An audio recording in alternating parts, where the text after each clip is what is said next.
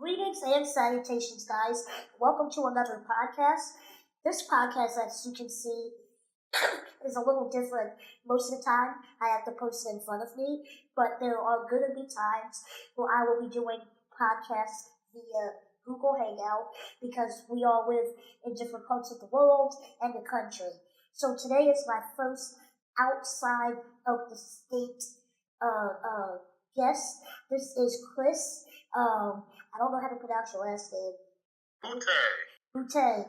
My mom said that because she took French, but I'm like, okay, whatever. Anyway, yeah. So, as you all know, if you like this podcast, give it a thumbs up. If you're listening to it, give it a little heart or whatever you do. If you can't watch it, comment. Consider becoming a patron on Patreon.com. All tiers. Excuse me. All tiers start at $1 and go up to $15. All of that will be in the description below. So without further ado, Chris, where were you born? I was born in Fresno, California. It's in the central part of California. What time were you born? You know, I don't remember. I think it was like 8 o'clock at night, maybe. But that was the time my son was born. I might have been born at like 4 in the morning. I don't remember. I mean, you can't remember. You were an infant. Exactly. Oh, you're drinking Rockstar. Yeah. It gives me my little caffeine for the day. So tell me, what were your parents do? For most of my life, my dad, he's pretty much retired now. Like he was a salesman, and he pretty much raised me because my mom growing up, she was in school a lot. She was pursuing her PhD for most of my life. Okay. She has a PhD in psychology now. But I lived with my dad because my mom was an alcoholic. Okay. Until I was about 20 years old. So she was a hard worker. Like, I don't even know how the hell she did it. Like, she got her PhD, but she was a full-blown alcoholic. But my dad raised me because she wasn't really in the position to raise a child. Right. So your mom, through her alcoholism, still acquired her PhD. Is that what you're telling me? Yeah, and she's actually, just to make it clear too, she's been sober now for about 13 years, and we'll talk about it probably, but she helped me get sober after I became addicted, but yeah, she got her PhD while being a full-blown alcoholic, so yeah, that's pretty nuts in and of itself. I mean, she gives, I guess the unfortunate phrase, functioning alcoholic, a whole new game. Wow. Yeah, exactly. God bless. All right, so what was it like growing up? What was your childhood like? And why did you how did you get hooked on alcohol? Like, if you saw your mother going through the struggles of what she did, I know we can talk about, like, hereditary issues, but, like, how did you get hooked and why? Yeah, well, I remember from a young age just my mom being drunk, because I would still go visit her, right. I would visit her on like Christmas and Thanksgiving and everything, and she would be drunk. And I remember her telling me never to drink or anything because it runs in our family. I'm like, yeah, whatever. But I never wanted to drink or use drugs because the last thing I wanted to do was turn out like her, you know? But as a child growing up, like I had so much anger inside of me, you know? Like I felt like, you know, God, if you will, like dealt me a bad hand. Like, why was I born into this life where I have an alcoholic mom who's not even there for me? And like, you know, all of my other friends, they had these nice families, their parents were still married, so I had a lot of anger. And, you know, growing up, like, it, you know, luckily I was able to handle it in, like sports and things like that. But eventually, after a high school breakup, my senior year, I ended up, I just didn't want to feel anything. I had so much anger and depression and things like that. I just didn't want to feel anything. So I avoided parties all throughout high school. But one time my friends invited me to a party after I went through a breakup, and I was like, sure. And I drank for the first time, and it got rid of all of the nasty emotions I was feeling. And that was it. And yeah, I was hooked from that, like right from then. Damn. So this was all about not feeling something and then you wound up feeling everything.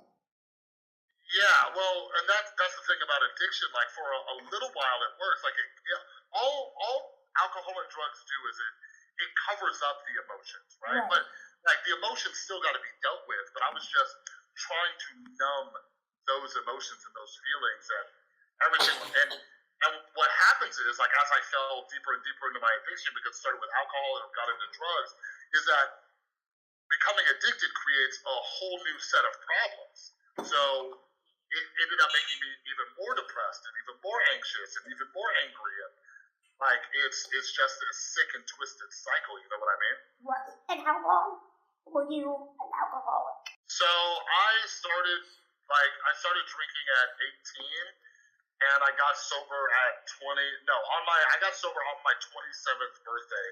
So June 23rd, 2012. So it was almost 10 years. It was about 8 or 9 years. What made you get sober? Well, to be honest, I never wanted to get sober. Like I got forced into it. Like I got to a place where I just didn't even want to live anymore.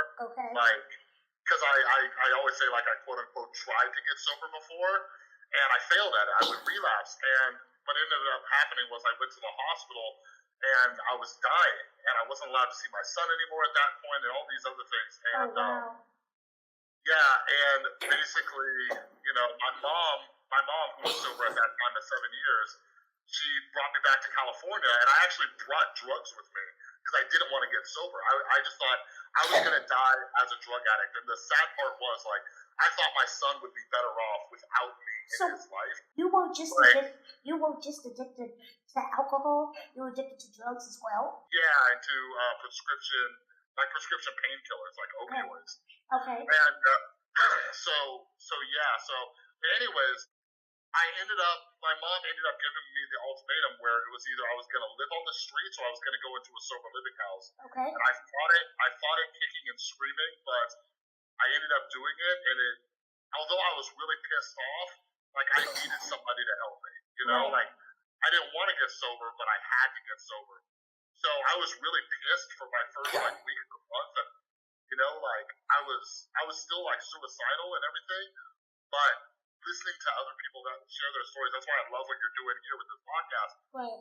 Listening to other people share their stories, it gave me hope that my life didn't have to suck anymore. Like, excuse me. Like, not only did I not have to drink or use drugs anymore, but I could quit doing that and my life could actually get better. So it clicked. I wish I knew. Like, I get this question a lot, and I wish I could tell people, like, there was just a moment where everything clicked, and I realized, like, oh my God, I do want to stay sober. Right. But it just kind of happened, and it all happened from listening to other people share their stories, who had been where I was, and they showed me that life can get better. Right. And that's incredible. I guess you said you have a son? Yes, he just turned 10. Oh, I wanted to ask. I asked a bunch of personal questions. It's just your prerogative to say none of your business. I'm an open book, girl. How were you able to? Do you remember those 10 years that you were under the influence? That's crazy. It's crazy. Nobody ever asked me that. But what's really? Crazy? Yeah. What's crazy is, and a lot of people who have been through addiction can relate to this. Like, I remember a lot of it. Like, some of it I was going in and out of blackouts. I remember a lot of it, but I can't remember when I was 22 or 23 years old. Right. I think that was even before my son was born. But there's like a whole year of my life that I just don't remember. It was just constantly going in and out of blackouts, and it was just like it was almost like just being a zombie and just going through emotions of life. Like I just don't remember that year of my life. Like it's crazy. What was a day like that you can remember? Because in movies, you always see it. Drug addicts depicted as people who spend their whole day trying to get their next high. Is that true? Yeah, no, it's absolute hell. Like you're a slave to this thing. Like it's your master. When it calls, like you have to answer. Like so, there were some different stages in it. Like for the first few years, I was very quote unquote functioning. Okay. I was working at a car dealership, and I would drink before work, I would drink at lunch, I would drink after work, but I was doing my job and making money and paying my bills and everything like that. Right. But then it started to catch up with me, and I started losing jobs and everything. But like the last job I had before I got sober, like I could not. Like I remember days where I would run out of drugs and I could not function at work until I got a hold of my drug dealer.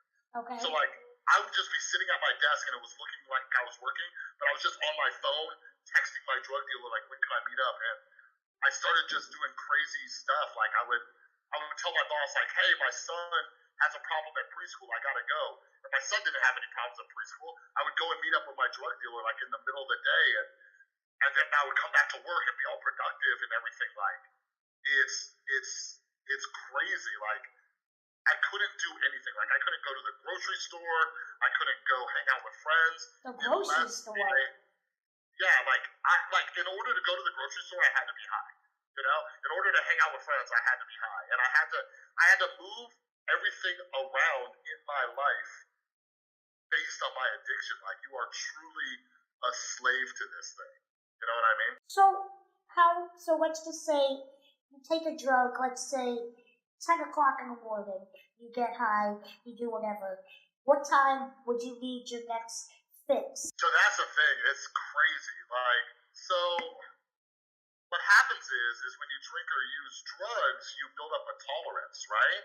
So like in the beginning, maybe one pill got you through like a few hours, right? Okay. But then as time goes on, maybe it only lasts for an hour or 30 minutes. Wow. So because your body starts to get used to it, it's almost like caffeine, right? Like I've been drinking, coffee, and caffeine, like coffee barely does what it used to do for me. You know what I mean? Like you need more to get the same effect.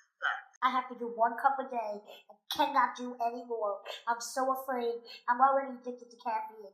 I can't. Yeah. I'm terrified to go any further. Exactly. And like me, I have all my other little vices and stuff, like caffeine. And like for me, it's just like I haven't tackled those yet because I tackled the drugs and alcohol. But right. It's one of the reasons why it's so hard for people to quit because we were doing it so many times per day. We were developing this habit, right? So like every morning I would have to like take a pill or drink something, and then like at 10 o'clock I had to do it again, and then at noon I had to do it again, and and it's this endless cycle, and it's pure hell. And that's one of the problems with the stigma about addiction is people think that addicts like they want to, and like most people want to stop. It's so psychologically addictive that they can't. It's just this force that's constantly pulling you. Like there were so many times when I woke up in the morning and I said, I am not going to get high today, right? Like you just get that intense craving, and then all it takes is like somebody cutting you off on the road, or somebody saying something stupid to you at work, like a customer. You're like, screw it, I gotta get high, because I trained myself to, like, I didn't know how to deal with life, so my brain, all it knew was to turn to drugs or alcohol, So it's like literally, why are you getting high right now? Because somebody cut me off in traffic. Like, even though it sounds ridiculous to me, and it probably sounds ridiculous to you now because you're sober, but at that time, that made so much sense. Oh yeah, it made perfect sense. Yes, there have been times when I was in a 5-year depression, things that I thought then made all the sense in the world, and now I'm like, what the hell was I thinking? What was I saying? What is wrong with me? So yeah, like in your active addiction, that makes perfect sense to you, because like there were so many times like, especially because I was addicted to painkillers. I think this is the best example. Right. I was addicted to pain medications, right? Prescription opioids. And like I would like stub my toe, or I would like get a headache, and I was like, oh, I need to take a pain pill. Like most people just take Advil or ibuprofen. You know what I mean? Right. So like it was crazy. And now that I'm out of the addiction, I can look back and think about how crazy that was. Right. But when you're in active addiction, the way your brain starts prioritizing things, like your brain, like the problem with addiction is it takes over the survival part of your brain. Right. So your own mind own worst enemy, and it's telling you you need a high dosage pain medication Right. for this minor thing, and Right. it's crazy, Right. right? And like that's why it's so hard for people to get out of this because addiction lies to you. It's like your own brain lying to you. Right. You know? Right. I couldn't agree more. I mean, I don't know what you've described. I've had quite a few acquaintances. They've never really gotten into detail with me about it, mainly because I never asked, and I kind of felt bad about it. But you know, but yeah, it sounds like a horrible thing. Yeah, no, it definitely is because you know that you need to stop and you want to stop, but you just can't figure out how to. And after multiple times of trying to quit, I just felt like a lost cause. I felt like, hey, I've already tried this multiple times, and it's just not working. Where were you living during all of this? And how did you get? I mean, I know how you have a son, but like, how did you? You know what I mean? So it went. There was different chapters of my life. Like my first book that I wrote, like kind of explained the whole thing. So I'll just kind of summarize it. Right. Like, unfortunately, my son's mom and myself, like neither of us knew how addiction actually worked. And so at that time, like it seemed like I had it under control because I was going to work and paying my bills. And this was before I started having health issues.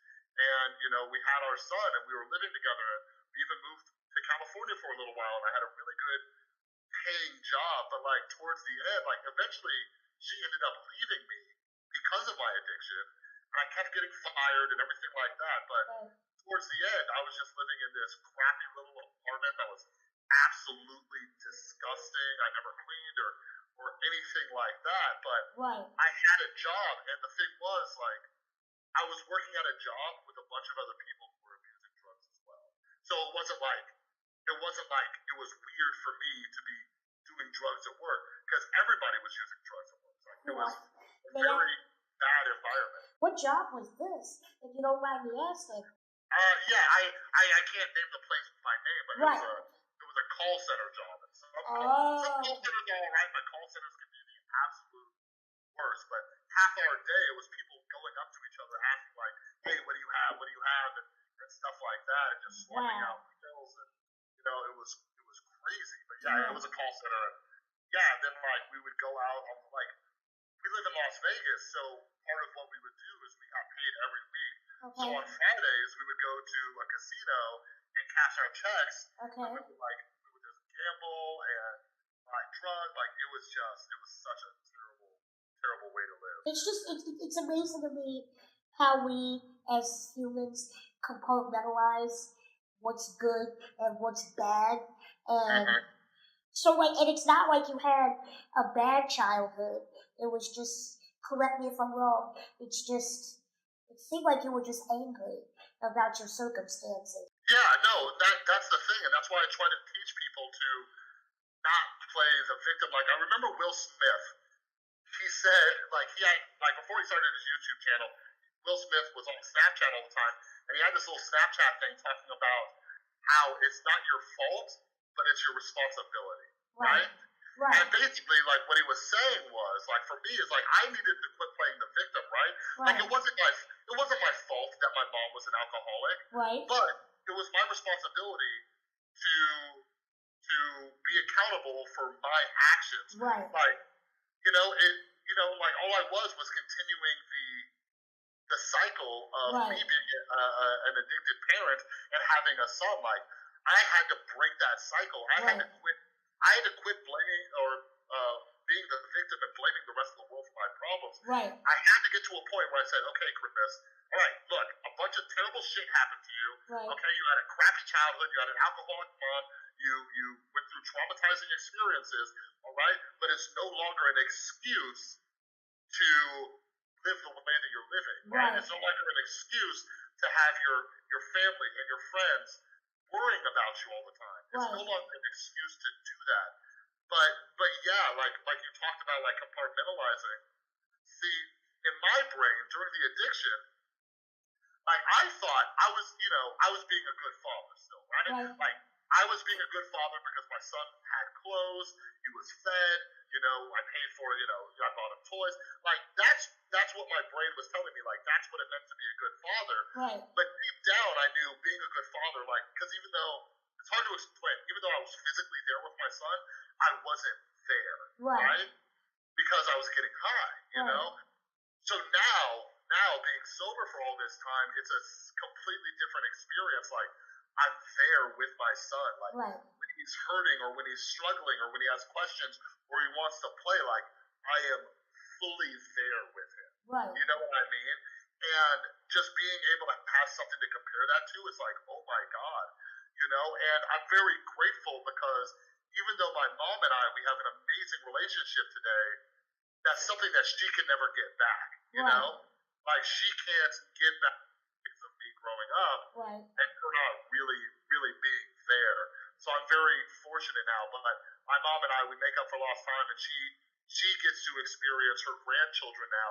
Like that's one of the beautiful things too is that my son and my nephews, they've never known my mom from her, like in her addiction, Gotcha. And hell, even my son too. I got sober when my son was 3 years old, and he doesn't remember any of that. That's good. And yeah, no, that's definitely good because I was 20 when my mom got sober, so I remember all that stuff. Right. But yeah, I'm very grateful today. So you said your dad, he wasn't an addict of any kind, right? No, my dad was not an alcoholic, but he's what we refer to as a hard drinker. Like my dad drank, but he could stop. Right. So my dad, he went to bars a lot. Like I grew up in bars. Like my dad was raising me the best way he knew how. But he was like he was young and a single father, so he was like trying to maintain his life while being a single dad and everything like that. But yeah, he drank and he would get drunk, Right. but he could stop. Like Right. the difference between like somebody like myself or my mom was like if my dad had work the next day, Yeah. he could stop and go home and go to sleep. Right. Like me, if I start drinking and I have work the next day, I don't stop. Like Right. I just keep going until I black out. You know what I'm saying?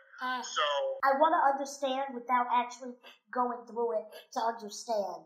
But yeah, no, that's the best way to do it. I mean, I guess you said you had a shitty childhood.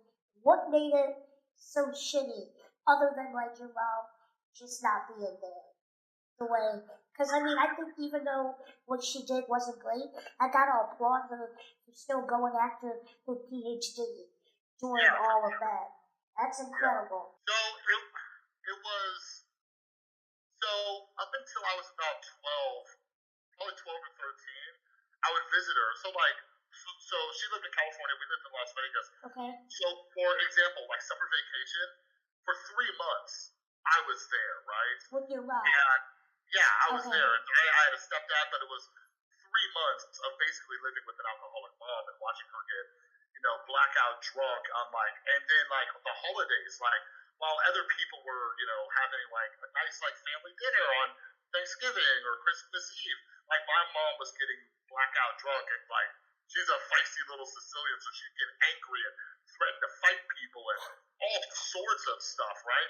And as a 7-year-old child or 8-year-old child, like I was witnessing this. I was witnessing her threatening to like stab her twin sister, and I'm like, what the fuck, So it was very, yeah, I know, like she was crazy, like, and that's the thing now, like, so my mom is so much better now, but I witnessed that as a child, and then basically when I got to like middle school age and started becoming my own person, like I just didn't want to visit her anymore. I understand. So like I just like on holidays and stuff, like there were times when I would go months or even a year without even talking to my mom because I was so angry at her, right? You didn't understand. Yeah, but so one of the issues is not having that mother figure in my life or traditional mother figure. Right. That I'm with you on. Even though I'm adopted, I have an amazing adoptive mother. Yeah. There is still a part of me at times that's searching for what I didn't have. And that makes absolutely no sense. And it's not something I really talk with my mom about, my adopted mom, because I feel guilty. I'm like, It's like, what do you mean you don't have a mother? Like, I'm right here, which is Yeah. true. But like, I get what you're saying. Yeah. It's one of those things, like for me personally, the way, because when I was growing up, like my best friend, he's still my best friend to this day. God, His family was like my family, like so I would go over there for holidays and everything like that. So, and his mom is like my mom, and so what's helped me through that is accepting what I can't change. Like I don't know if you've ever heard the Serenity Prayer. Yes, like, I oh, believe. God gave me the serenity, you know. I believe in the accept Serenity things like this. Prayer, 100%. Yeah. So that was the thing. Like I had to accept that I couldn't change my situation, and I had to be grateful. I had to be grateful that I had this woman in my life who was like a mother to me. Right. You know what I mean? Like and I would go through different stages where I was very grateful, but then I was also just resentful, and I would go back and forth. But now, later on in life, I truly am grateful. So now today, Right. you know, I it's almost like I have two moms. You know what I mean? Aww. I have my actual mom, and then I have my friend's mom who was there, you know, that whole time for me, and you know, his dad, and you know, his brothers and sisters. So they're like a second family. But I get it, and I get where you're coming from too, because I get a lot of pride and ego, and I hated feeling like this little kid that they were giving charity to, right? Like I felt like they were just taking pity on me. I never felt like that, but it was really? no, because like foster care is like a whole. We could even have a podcast about that. Foster care is a whole other ballpark. But like, I had a mom and she loved me, but like I said, it still felt like something was missing, and I truly felt bad for even feeling that way. I felt like I was being ungrateful. Does that make you like conflicted? Right? Not anymore, because I acknowledge the feelings, and I have talked about it with my adopted mother, and she said, I get it. Like, I'm not even mad at you. Everyone wants their parents. But now that I've acknowledged that, and the cool thing is, I'm starting a relationship with my biological mother. So whatever I needed, I'm starting to get. Like, you know, we don't hug and all of that, because that would be weird. Yeah. That would be weird. Like my mom, so my mom went through a 12-step program like I eventually did. Right. And part of that is making an amends. And so my mom has apologized to me for that. And something that's just helped me with life in general. Right. Something that helps me stay sane is trying to remember that people aren't. I try to think of people. They're not bad people. They're sick people. I don't know. You know? Like, some people are bad. Some people, you know, they have this badness about them. But like for example, your mother, like you know, she was dealing with her own pain or guilt. She wasn't bad at all. Yeah. She wasn't a horrible person. She just had bad decisions. Yeah, and me going through my own addiction and everything like that, it's allowed me to have a lot more empathy for my mom and understand what she was going through. Because I used to always think like, why can't she quit for me? I'm her son. Why can't she stop for me? But then, like I said, I didn't get sober until my son was 3 years old, so I couldn't even quit for him. So now I kind of understand what she was going through. You know what I mean? Right. And you know, although my son is one of my main motivations to stay sober, I had to get sober for myself. How long have you been sober? Next month it'll be 7 years. Okay, we're gonna throw a party when it's 10 years. When it's 10 years. June 23rd, baby. It's gonna be the driest, most exciting parties. Yeah, no, I have a blast on my birthday because my You don't drink at all, so you don't drink anything. Nope, not even non-alcoholic beer. That's unfortunate. But That's unfortunate for you, but you know. Well, the thing is, my sobriety, I've had to learn how to have fun without those things. I have fun all the time, like just goofing off. And I live in Las Vegas, and so now, like, you know, I celebrate my birthday and I just hang out with friends and go out to dinner, and you know, I don't have to go to the strip and get my club on or anything like that. I don't like to have fun. Clubs are scary. I went to one strip club and it was frightening. Yeah, I haven't been to one of those in years. The people that were there that were dancing were beautiful to look at, but it was still frightening. all at the same time. Yeah, yes, it definitely it can be. But yeah, like, and that's what I try to teach people because a lot of people don't want to get sober Right. because they think like, well, how can I have fun if I get sober? And luckily, I met a lot of people when I got sober Right. who showed me like, listen, you can have fun without getting drunk or using drugs. And now I try to teach that to other people. I try to say, yo, hey, I'm sober and I have fun every day, all day, every day. Okay. Yeah, I have rough days, but most of the days If I you have fun. say so, I'm not kidding. Like, when I met you at a playlist, I was gonna say we should grab a drink. I didn't say it out loud. I thought about what I said. I was like, we should grab a soda or something like that. Yeah. Yeah, and everybody's different. Like, for example, like I said, I live in Las Vegas, so I have a lot of friends who drink, and like early on in my sobriety, I couldn't be around anybody who drinks. Right, Like, right. At VidCon when we hang out, if you want to grab a drink, I just get a soda. But like, for example, my best friend, he's been sober almost 4 years, Yes. and he's a bartender. All right, so Oh, think about how crazy that is. But anyways, he's still sober, and that's admirable. sometimes I go and I'll visit him at his bar and everything, and I'm fine. But I don't recommend anybody does that. Like, if you're like, 2 weeks sober or even a month sober, it's not necessarily a good idea. But I've been sober. I've been sober long enough where it's not even a problem, you know. But I don't like. And I also want to make it clear I don't go and hang out at bars for no reason. Right. I don't think I you do. went to meet up with friends, like, it's not. I'm not there every day because that would be too tempting. I was gonna let you know a couple things. One, when I was in college, I'm not gonna say his name just because it's not cool. We were very close in college, but looking back on it, he was a functioning alcoholic.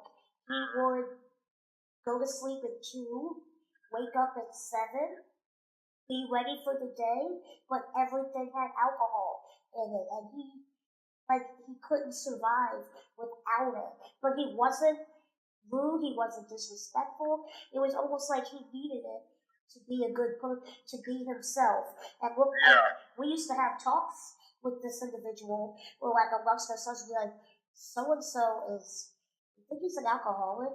And we'll be like, yeah, but it's not that bad. Yeah, it's difficult, especially during college, because it's so normalized. Like, now there are colleges that have like sober groups and stuff like that, because when I was working at the treatment center, I would get college students and I would help them research it, because like, for example, like Arizona State University is one of the biggest party schools, but they have like sobriety groups and things like that.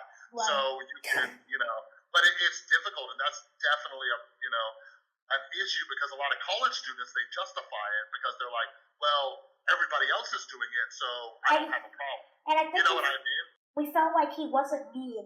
He wasn't belligerent. Like, this person is still a kind, sweet individual. And I think that's the other reason why, like I was saying, compartmentalization, we were able to put it away, because we're like, he's not a fall down drunk. He's not an embarrassment. But he only got 4 hours of sleep on the daily. And he would drink from the time he woke up to the time he would go to bed. Yeah, absolutely. And I try to teach people, who have people like that in their lives, is to just start a dialogue with them and just see, because most of us who are drinking, like, we're using it to cover up some sort of pain. You know what I mean? I mean, if he admitted it, you would jokingly, not that it's a joke, be like, well, yeah, I am an alcoholic, obviously. And like, he meant it, and we're like, well, do you want to get help? He's like, nah, I'm fine. I'm not like the others. And we would say, okay. And I'm just like, oh my God, how stupid were we not to speak up even more? Yeah, it's really tricky. It's really tricky, because at the end of the day, most people, they ain't gonna get help until they want help. You know what I mean? Right. It's really difficult, girl. I felt horrible now. So what do you do now? Like, what is your job? So I was working at a treatment center, and I've just always been the type of person where I want to be my own boss. Like, I loved working with the clients at my treatment center, but it was such a big corporation that I didn't like some of the things they did. Right. But anyways, my YouTube channel started taking off because I was doing mental health. Like, I like covering mental health as a whole, because usually mental health issues are what leads to addiction. Right. And yeah, my channel started taking off and supporting me in what I was doing. And I was able to pay my bills, take care of my son, and all that stuff. And because of some controversy, I kind of shifted a little.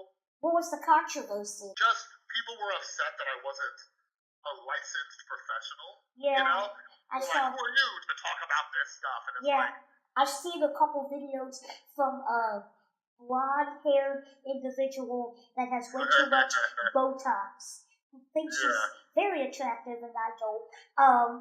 I saw the video she made about you, and I'm like, okay, yeah, he's not licensed, but you're kind of disgusting all at the same time. Not you, but this. We know who I'm talking about. yeah, and it's like this tricky situation because you know.